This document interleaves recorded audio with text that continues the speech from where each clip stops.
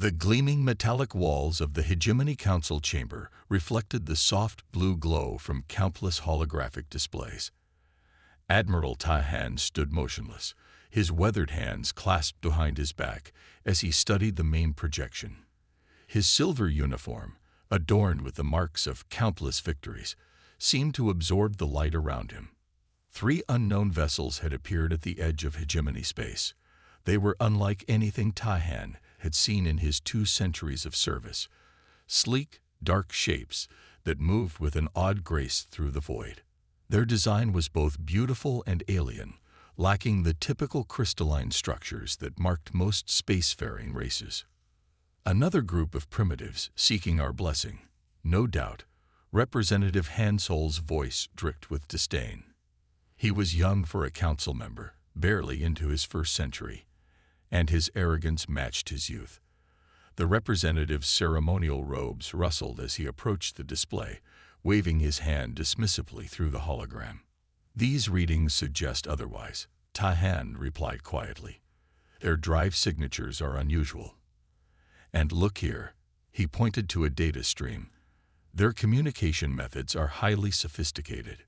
Hansol laughed, the sound echoing off the chamber walls. "Sophisticated? They're using basic quantum entanglement. We mastered that technique millennia ago." The council chamber filled as other members arrived for the emergency session. Each bore the distinctive features of the founding races, some with crystalline growths, others with multiple limbs, and a few whose bodies seemed to shift like liquid metal. They all shared one trait: absolute confidence in their superiority. Captain Jimin led the first contact team aboard the diplomatic vessel, Star Whisper. Her orders were simple: establish peaceful communication and assess the newcomers. As her ship approached the human vessels, she felt an odd sensation in her gut. Something about these ships felt different from the thousands of first contact missions she'd conducted before. Broadcasting standard greeting protocols on all frequencies, her communications officer reported. The human ships maintained their position, neither advancing nor retreating.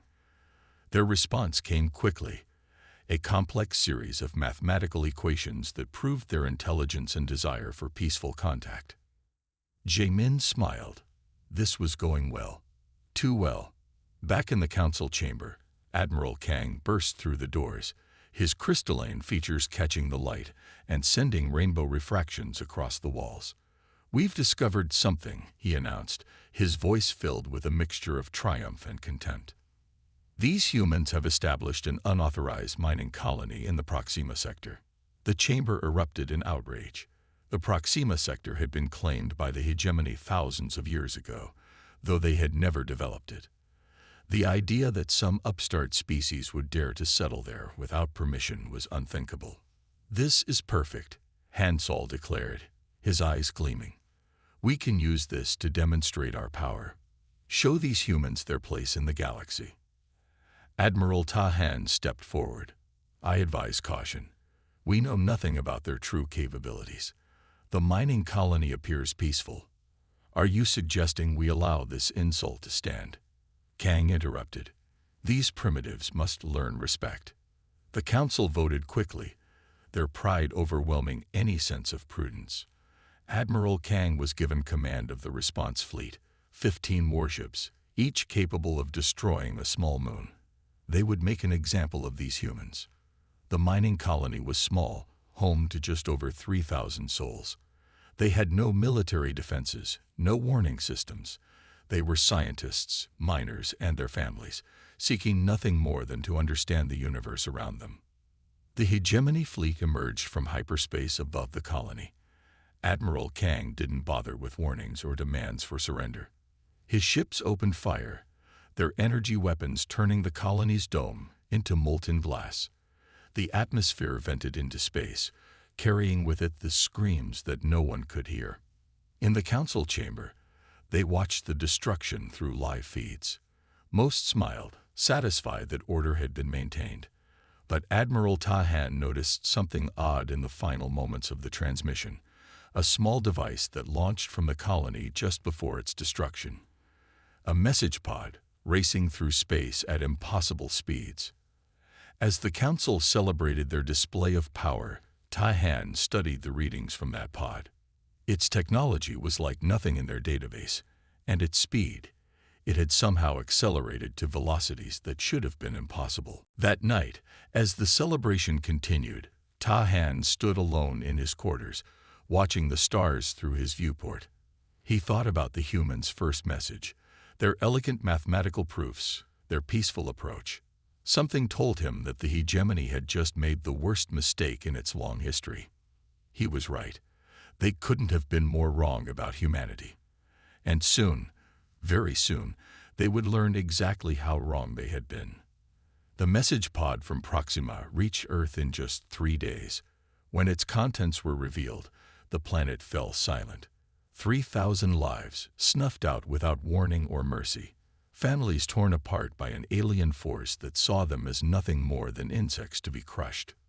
In the orbital shipyards above Mars, Commander Sunma stood at the observation deck, watching as the final plates were secured to humanity's response.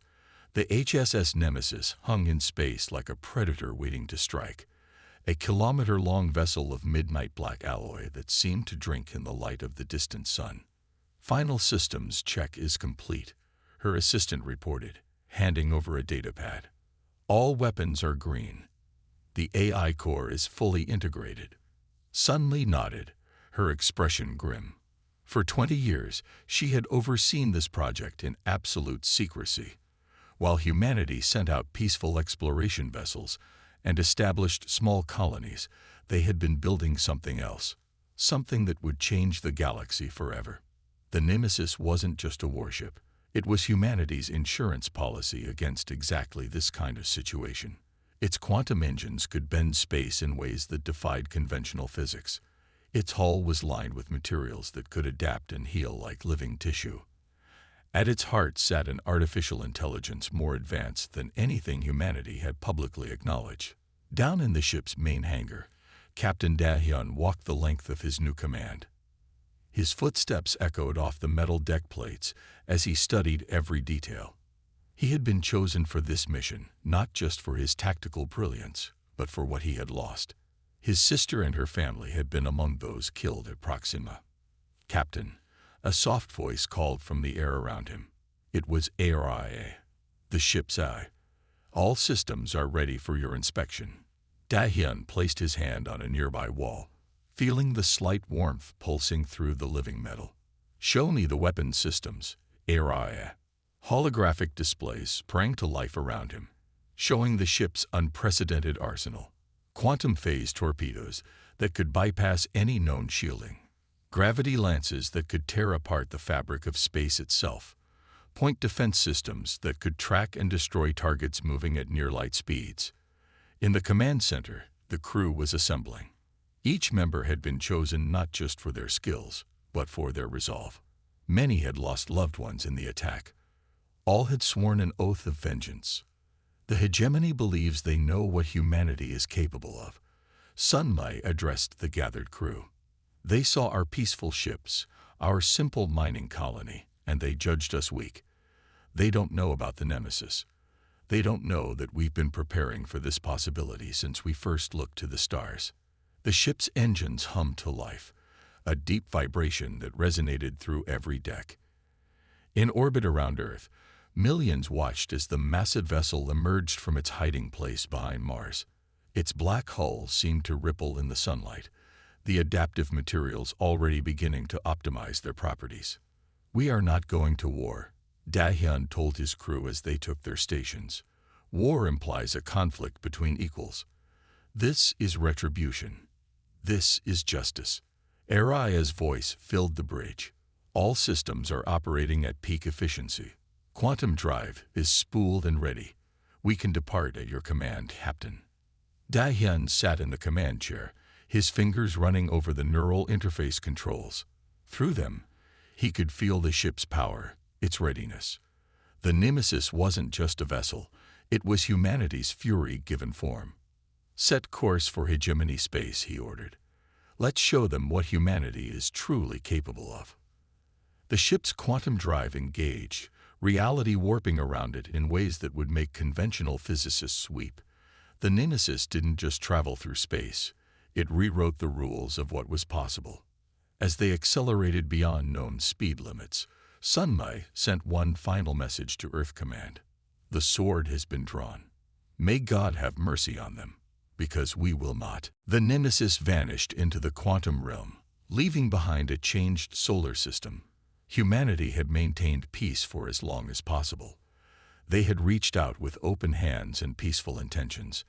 But now, with the ashes of Proxima still cooling, they would show the galaxy why it was unwise to mistake patience for weakness. The hunt had begun, and the hegemony's days of unchallenged supremacy were about to end. The first hegemony outpost vanished without a trace. The second followed 3 days later. By the time the third went dark, panic had begun to spread through the hegemony's ranks. Navigator Jin-A sat at her station aboard the Nemesis, her fingers dancing across the quantum mapping interface as she plotted their next strike. "They still don't understand how we're doing it," she reported to Captain Da-hyun. The display before her showed paths through space that the hegemony had never imagined existed, quantum corridors that ran like hidden rivers between the stars. The Nemesis emerged from one such corridor now, its black hull materializing less than 1,000 kilometers from the hegemony's largest supply depot in the Arcturus sector. The massive station hung in space, its crystalline arrays sparkling in the light of 3 suns. Its defenders never saw death coming. "Weapons free," Da-hyun commanded. The Nemesis's gravity lenses activated invisible beams that twisted space itself. The station's outer rings crumpled like paper, its supposedly impenetrable shields useless against weapons that ignored the conventional laws of physics.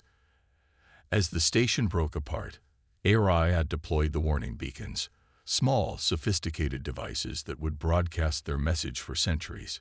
"Remember Proxima." The words echoed across every frequency, a reminder of why this was happening.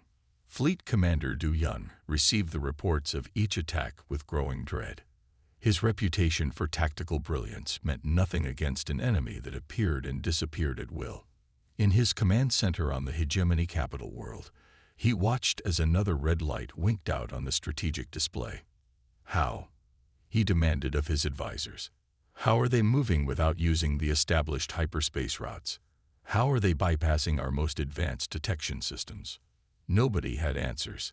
The human ship, they had identified only one vessel, though that seemed impossible, moved like a ghost through their territory. Traditional patrol patterns proved useless. Ambushes were impossible when the enemy could appear anywhere, anytime. "We need to look for patterns," Du Yun insisted, studying the attack locations. But there were none. The Nemesis struck military installations, supply depots, shipyards, and research stations with equal impunity. Each target was reduced to floating debris, and always those beacons, broadcasting their haunting message. On the Nemesis's bridge, Jin-A made another discovery. "Captain, I've mapped a new corridor. It leads directly to their primary shipbuilding facility at Centauri Prime." Da-hyun studied the proposed route. The facility was supposed to be unreachable without passing through multiple heavily defended systems. But Jin-A had found a way to bypass them all, using paths through space that the hegemony science had never detected. "They thought they were the masters of space travel," Jin-A said softly. "They never looked deeper, never saw the quantum layer beneath reality where these corridors exist." The attack on Centauri Prime lasted less than 10 minutes. The shipyards, representing centuries of hegemony engineering, were torn apart by weapons they couldn't even detect. The Nemesis was gone before their distress calls reached the nearest patrol fleet. Du Yun watched the footage in horror. The black ship moved with impossible grace, its weapons ignoring defenses that had protected the hegemony for millennia. His own flagship, pride of the hegemony fleet, would be like a child's toy against such power. "They're hunting us," he realized. "All our technological superiority, all our military might, and we're being hunted like prey." The Nemesis continued its campaign of systematic destruction. Jin-A found new corridors. Da-hyun chose new targets. The ship's AI, Araya, calculated attack patterns that maximized damage while minimizing risk. They were a perfect weapon, delivering humanity's vengeance with cold precision. In the hegemony's halls of power, fear replaced arrogance. The species that had ruled the galaxy unchallenged now jumped at shadows. Every moment could bring news of another attack, another facility reduced to drifting wreckage. We should have studied them more carefully, Du Yun told his command staff. We saw their peaceful ships and thought we knew their limits. We never asked why such an advanced species would show us only their simplest technology. The answer was becoming clear. Humanity hadn't revealed their true capabilities because they had been preparing for exactly this scenario. The hegemony's attack on that mining colony hadn't just killed innocent people, it had unleashed something terrible. And as the nemesis vanished into another quantum corridor, leaving behind the ruins of yet another hegemony stronghold, the truth became undeniable. The hunters had become the hunted, and they had no idea how to fight back. The Seven Stars system had always been the pride of the hegemony fleet. 7 suns arranged in a perfect defensive pattern, their gravitational forces creating natural barriers that made conventional attack impossible. Here, Admiral Kang had gathered every available warship, creating a trap for the notorious human vessel that had terrorized their space. 300 capital ships hung in formation, their crystalline hulls reflecting starlight like an artificial constellation. Energy weapons charged, missile bays loaded, crews ready. They waited, confident that even the dreaded nemesis couldn't survive such overwhelming force. Science Director Yu Jin stood on the observation deck of the flagship, her instruments scanning constantly for any sign of quantum disturbance. They'll have to come through normal space here, she assured the Admiral. The gravitational interference makes their corridor tricks impossible. The attack, when it came, defied every prediction. The nemesis didn't arrive alone. As the black battleship materialized in the heart of the hegemony formation, 12 smaller ships appeared with it. Stealth frigates, their hulls seeming to bend light around them, emerged from what Yu Jin's instruments insisted was empty space. Impossible, she whispered, watching her readings spike into realms of physics the hegemony had never imagined. They're not using quantum corridors at all. They're folding space itself. The battle lasted 23 minutes. The nemesis moved like a dancer through the hegemony formation, its weapons tearing reality apart. The stealth frigates struck from angles that shouldn't have existed, their attacks coordinated with inhuman precision. Yu Jin watched in horror as the pride of the hegemony fleet was systematically destroyed. Ships that had survived centuries of combat were torn apart by forces that ignored their strongest defenses. The humans weren't just fighting. They were rewriting the rules of warfare itself.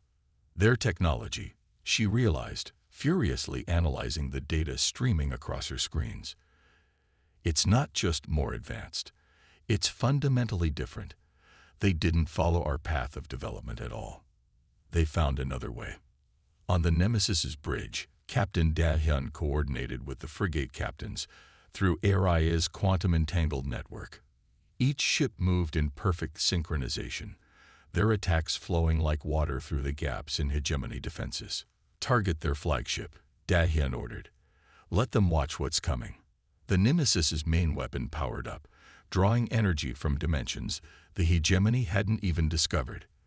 The beam that emerged wasn't just energy. It was a tear in space-time itself, cutting through shields and armor as if they were paper.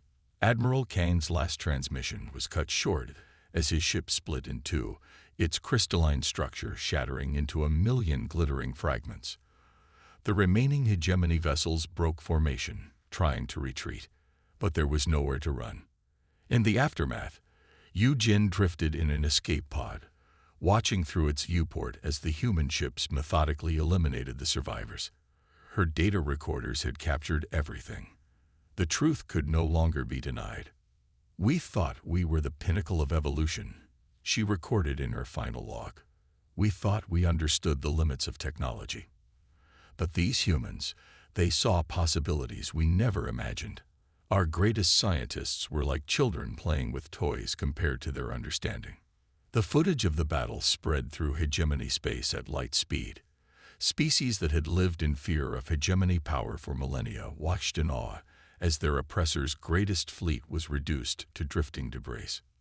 In the Hegemony Council chambers, the recordings played on endless repeat.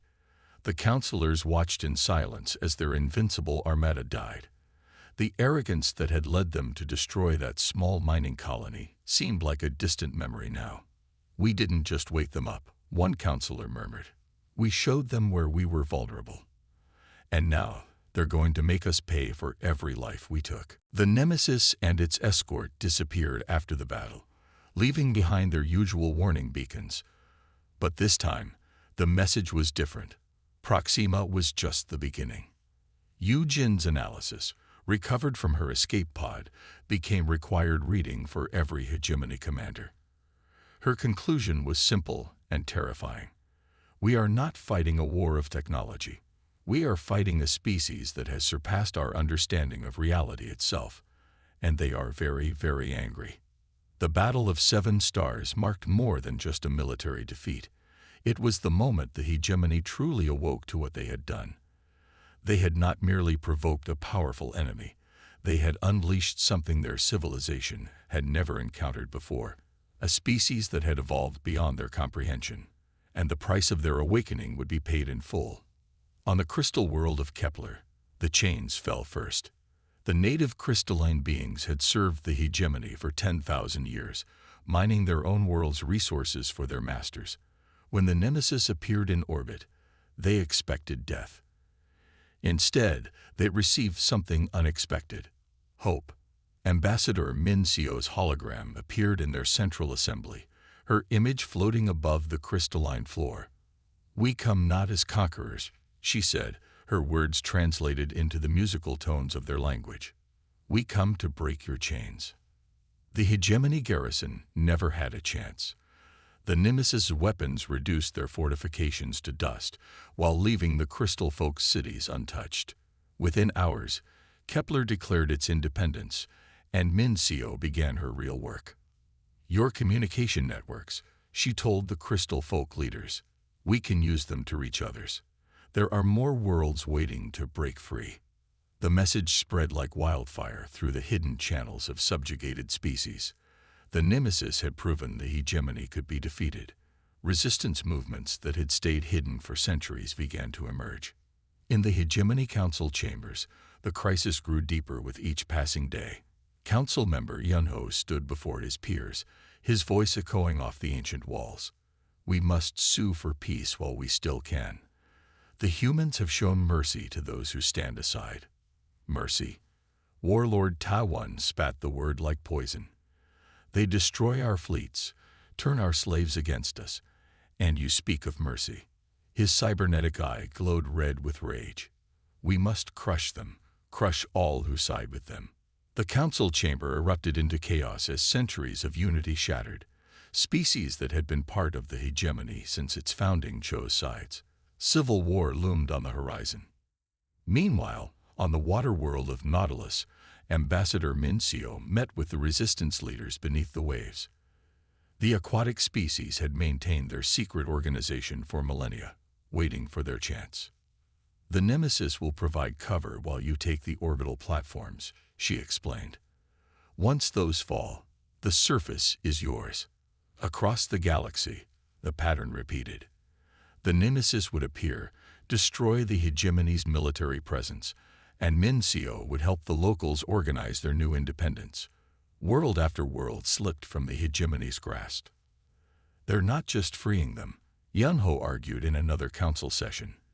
"They're uniting them, creating alliances, building something new from the ashes of our empire." Taiwan's response was to send assassins to worlds that had declared independence, but even this backfired. The Nemesis AI somehow predicted each attempt, turning them into further embarrassments for the war faction. In her quarters aboard the Nemesis, Minsio coordinated with dozens of resistance movements simultaneously. Star charts covered her walls, showing the spreading wave of rebellion. Captain Dahyun had given her full authority to promise the newly freed world's humanity's protection. The hegemony taught us all to fear each other, she told a gathering of resistance leaders.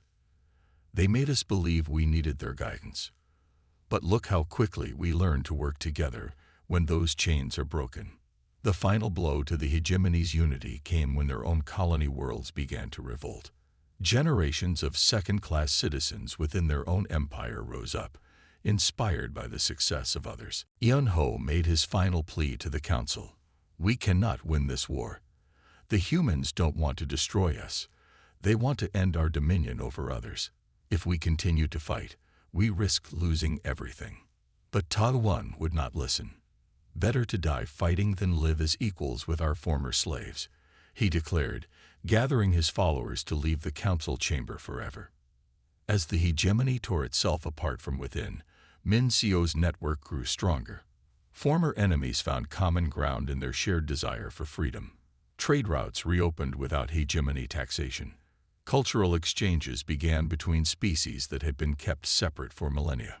The Nemesis became more than a warship. It became a symbol. Its very name meant hope to billions who had never dared to dream of freedom. And when Taiwan's forces tried to reclaim a liberated world, they found not just the human battleship waiting for them, but ships from a dozen newly independent species. This is what the hegemony feared most, Min Seo told Captain Da Hyun as they watched the combined fleet drive off the attackers.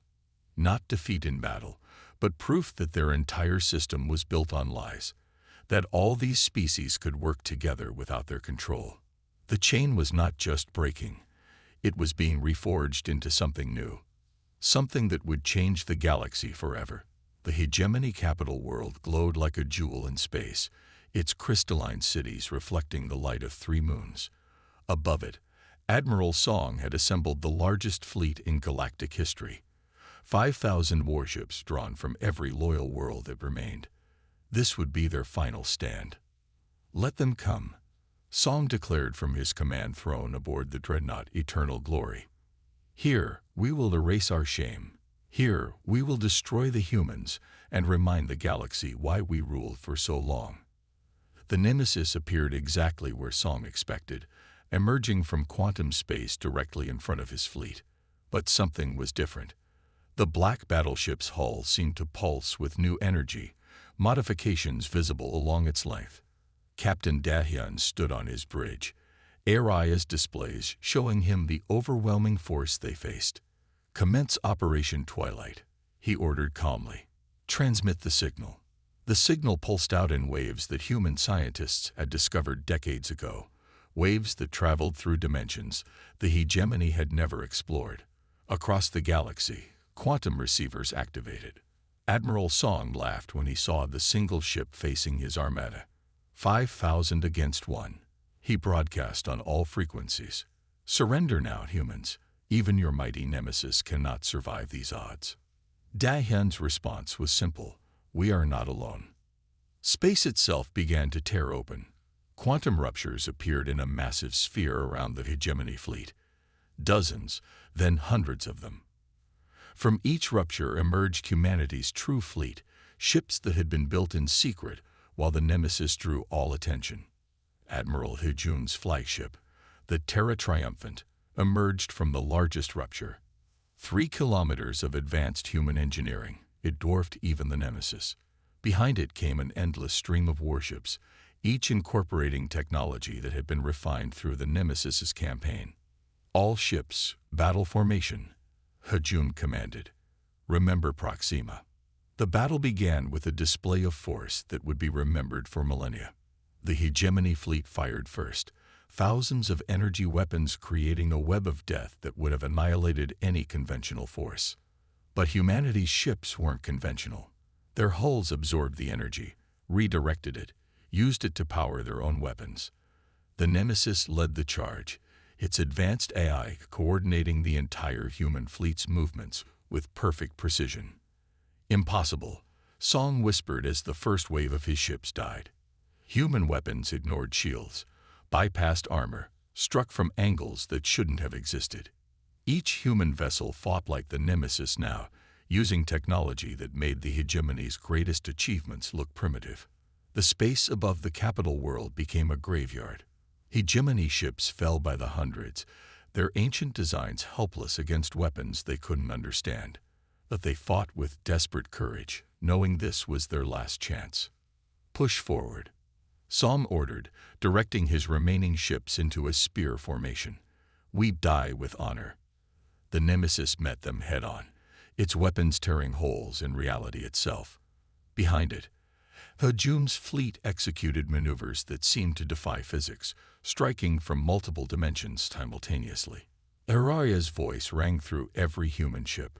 Quantum convergence in 3, 2, 1. The human fleet moved as one, their combined weapons focusing on a single point in space. The fabric of reality couldn't handle the strain.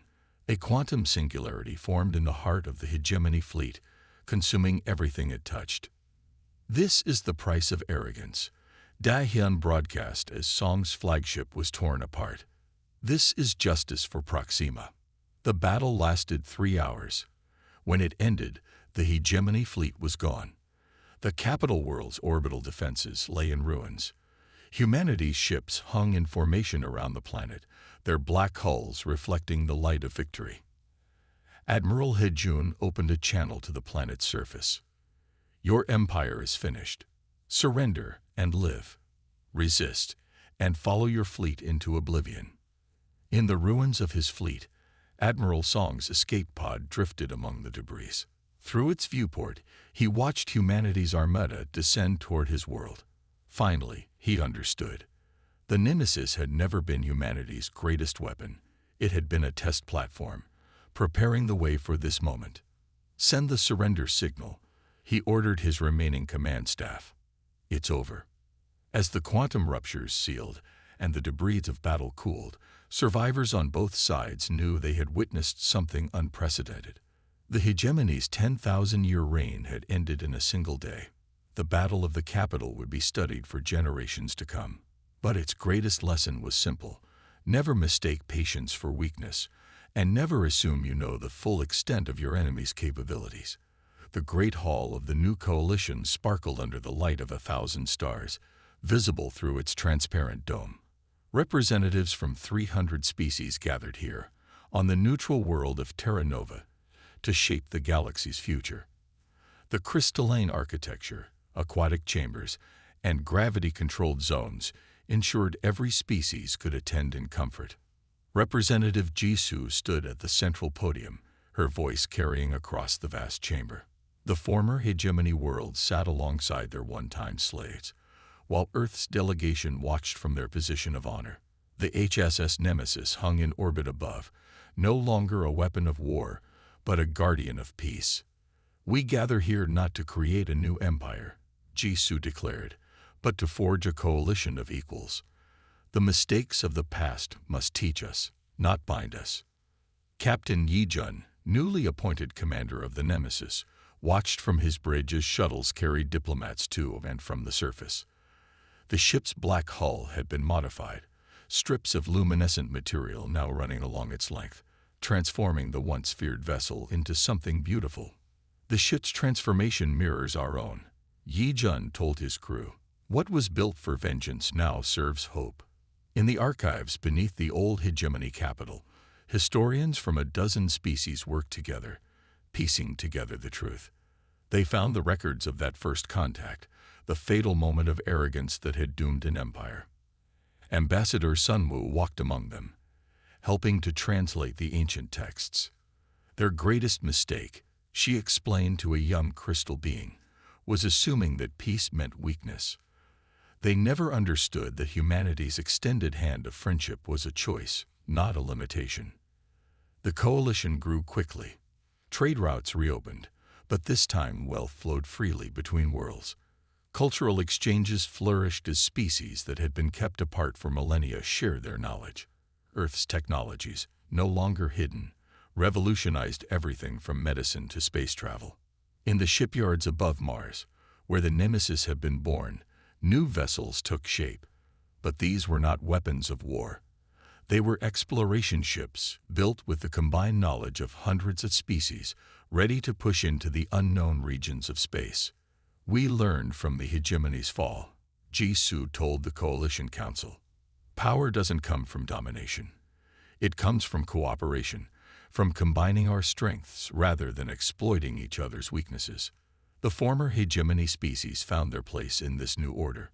Their technology and knowledge, once used to oppress, now contributed to the greater good. Many of their younger generation became the strongest advocates for the Coalition's principles of equality and mutual respect.